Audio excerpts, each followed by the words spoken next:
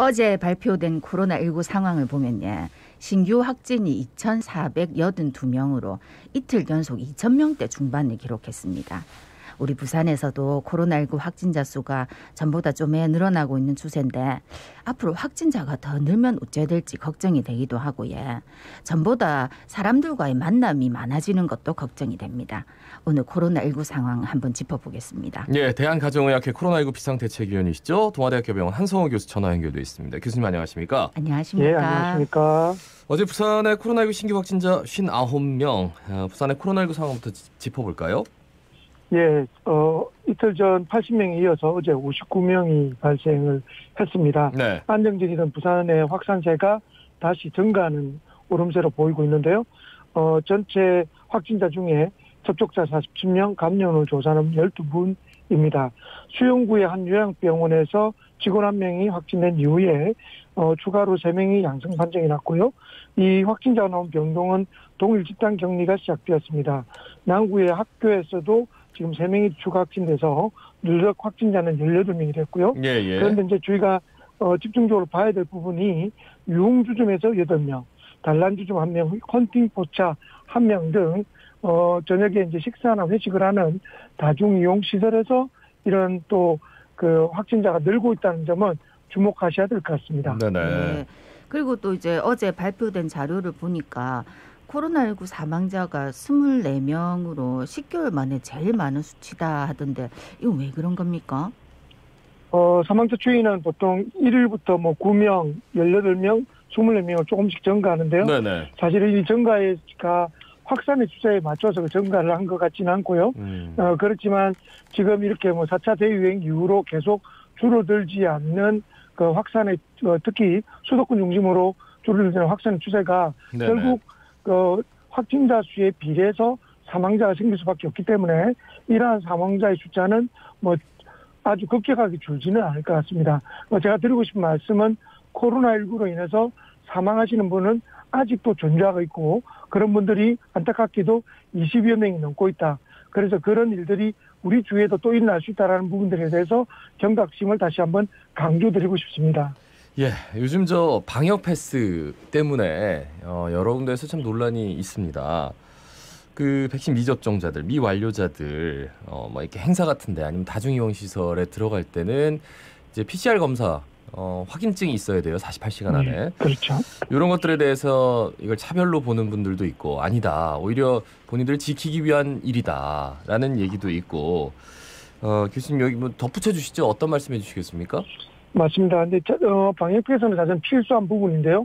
최근에 논란이 되는 것은 회사나 일부 학교 이런 곳에서 자체적으로 방역패스를 접종해서 심지어는 입사가 예정이 되어 있는데 그 입사가 취소가 되었다. 이런 확인이 필요하지만 그런 이야기조차 이렇게 떠돌고 있는 것 같습니다. 네. 사실 이런 부분들에 대해서 상대적으로 접종을 하지 않은 부분에 대해서 너무 문제가 될 수 있는 사회적으로 문제가 될 수 있는 그런 차별은 실제 존재하면 안 될 것 같지만 네. 우리가 건강과 안전이라는 측면에서 접종하지 않은 분들은 음성 확인서를 제출한다든지 또는 여타의 검사를 통해서 꼭 확인하는 이러한 과정들은 지금 방역 완화 단계에서는 굉장히 중요한 정책이라고 생각이 되고요. 이런 부분에서는 조금 아쉽더라도 적극적으로 협조해 주십사라고 당부드리고 싶습니다. 예. 이제 미국에서는 5에서 11세 어린이들 코로나19 백신 접종이 이루어지고 있다는데 이게 이제 안전에 문제는 없는지 이제 미국에서 이렇게 하고 나면 우리나라도 이렇게 할 가능성이 있는지 그것도 궁금하네요. 현재 5에서 11세의 아동에 대해서 네. 접종할 계획은 현재로는 없습니다. 그렇지만 미국의 이제 접종의 추세를 보고 난 뒤에 이러한 부분은 아마 점검을 해서 접종을 할 수도 있겠지만 현재로는 접종이 결정난 것이 없고요. 유럽 같은 경우에도 12세 이상에서만 지금 접종이 진행이 되고 있기 때문에 이런 부분은 특히 소아 같은 경우는 안정성이 적극적으로 담보되지 않으면 이 접종을 적극적으로 시행하기는 어려운 부분이라고 생각됩니다.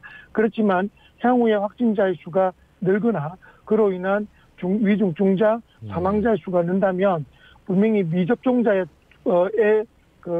이런 확산이 늘 거기 때문에 그런 부분들 상황이 된다면 아마 정부도 적극적으로 고려할 계획입니다. 예. 지금 뭐 유럽 같은 데 보면 영국 뭐 3만 명 넘었다 뭐 확진자가 이런 얘기가 들려와가지고 말이죠. 그러니까 독일도 그렇고. 그러니까 아무래도 마스크 쓰는 것에 대해서 좀 거부감 같은 것들이 있는 것 같아요. 근데 이제 우리나라는 어떻게 보면 물론 위드 코로나를 좀 늦게 시작했습니다만 마스크를 쓰면서 코로나랑 함께 가는 이게 어떻게 보면 하나의 또 다른 롤모델이 될 수도 있을 것 같아가지고 말이죠. 맞습니다. 어떻게 보십니까? 지금 오스트리아나 네덜란드 같은 나라들은 지금 확진자가 너무 늘어서 일일 확진자가 네덜란드는 6천 명 가량까지 늘었거든요. 그래서 오히려 지금 완화됐던 부분을 강화를 시키고 있고 마스크를 다시 착용하게 하는 정책을 하고 있습니다. 이런 부분들은 유럽이나 우리나라와 좀 다른 부분은 이 마스크에 대한 어떤 굉장히 그 거부감이 굉장히 그쪽 나라는 심합니다. 그런데 이제 우리 국민들은 지금까지 마스크 착용을 잘 지켜주시고 계시기 때문에 그런 부분은 다행이라고 생각됩니다. 하지만 요즘 뭐 그 늘고 있는 회식의 문화 또는 모임에 보면 너무나 좁은 공간에 많은 분들이 계셔가지고 그런 부분에서 어쩔 수 없이 식사하고 그 취식을 하는 과정에서는 마스크를 벗고 하실 수밖에 없기 때문에 사실 우려되는 부분도 있습니다. 실내뿐만 아니라 실외에도 마스크 착용은 꼭 의무가 아니더라도 꼭 하셨으면 좋겠습니다.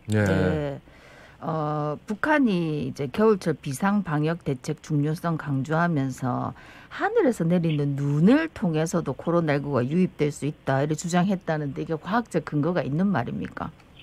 이제 노동장 기간지에 노동신문에서 그런 말이 있더라고요. 겨울철에 이제 결국 더 이 악성 바이러스가 잘 유입되고 사람들은 면역이 약해지고 바이러스 생존력이 강해진다는 뜻으로 하늘에서 있는 눈을 통해서 유입될 수 있다라는 주장을 했는데 사실 과학적으로 근거는 없고요.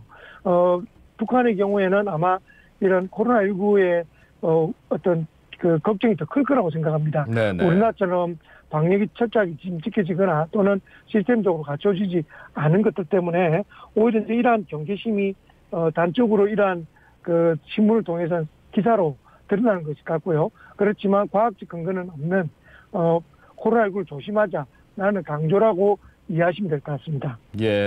그 코로나19 대유행 이후에 바이러스가 뇌에까지 악영향을 미친다. 뭐 우려가 한때 퍼지기도 했는데 실제로 어떻습니까? 폐 같은 데는 뭐 얘기가 충분히 됐는데 뇌까지 영향이 있는 건지 아니면 이제 확진된 다음에 뭐 이후에 다시 나아도 완치가 돼도 뭐 후각을 뭐 잃었다느니 아니면은 뇌에 문제가 있다 이런 얘기도 있더라고요. 어떻게 보세요?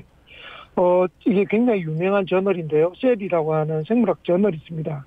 거기에서 최근 발표에 의하면 이 코로나19 바이러스가 뇌까지 전달되지 않고 우리가 그 코에 그 냄새를 잘 맡지 못하는 것도 신경세포까지의 침범이 아니라 그 앞에 있는 지시세포, 다시 말해서 앞쪽에 있는 세포를 감염시켜서 이러한 것들이 있다라고 발표를 했습니다. 결론적으로 말씀드리면 뇌로 직접적으로 들어오는 유입의 경로는 뭐 확인된 바가 없고요. 그런 부분에 대해서는 뭐 뇌에 치명적이다라든지 이런 부분들은 걱정하지 않으셔도 될 것 같습니다. 세계보건기구가 인도 제약회사인 바라트 바이오테크가 개발한 코로나19 백신 코백신의 긴급 사용을 승인했다는데 이건 어떤 백신입니까? 이 코백신이라고 이게 기존의 백신들이 거의 80%대지만 코백신이 70% 전후에 75% 전후의 예방률을 보여서 긴급 승인을 했습니다. 이제 이 백신은 이제 보관도 용이하고 실제 적용도 용이하기 때문에 4주 간격으로 2번 접종하는 거고 그리고 또 하나는 이게 가격이 $3 정도니까 한국 돈으로 3,400원 전후에 비용으로 책정됐습니다. 그래서 이게 이제 개발도상국이나 저소득 국가에서는 굉장히 적극적으로 도입될 가능성이 많다라고 생각이 돼서 뭐 인도에서 적극적으로 이런 부분에서 홍보를 하고 아마 되는데 어쨌든 이러한 그 각국에서 상대적으로 저렴한 어떤 백신들이 개발하는 것은 전 세계적으로 코로나19 백신을 접종해야 되는 상황에서는 굉장히 고무적이라 생각됩니다. 그 영국에서 치료제 최초로 승인했다. 머크사의 치료제. 그게 뭐 화제가 됐었는데 그 일단은 그 치료제의 효능에 대해서는 이제 영국 사례를 우리가 좀 봐야겠네요. 그죠? 그렇죠. 그렇지만 머크사가 최초로 거의 그 치료제로 인정을 받았고 네. 그런 부분에서 적극적으로 쓰여지고 있지만 이게 이제 대상군이 약간 상대적으로 중증도에 해당되는 분들을 주로 하고 있기 때문에 경증이나 또는 초기에 또 쓸 수 있는 다양한 이제 약제들이 현재도 개발되고 있어서 특히 우리나라에서도 뭐 저명한 그 제약회사에서도 지금 임상을 계속 진행하고 있거든요. 예. 그래서 우리나라뿐만 아니라 전 세계에서 이러한 치료제들이 속속 아마 승인될 계획으로 돼 있고 그런 부분이 이 치료제가 개발되어야 결국 우리도 코로나19를 극복하는 어떤 중요한 전환점을 맞이하기 때문에 그런 부분에 대해서 기대를 많이 하고 있습니다. 예, 말씀 잘 들었습니다. 고맙습니다. 고맙습니다. 예, 고맙습니다. 예, 대한가정의학회 코로나19 비상대책위원 동아대학교 병원 한성호 교수였습니다.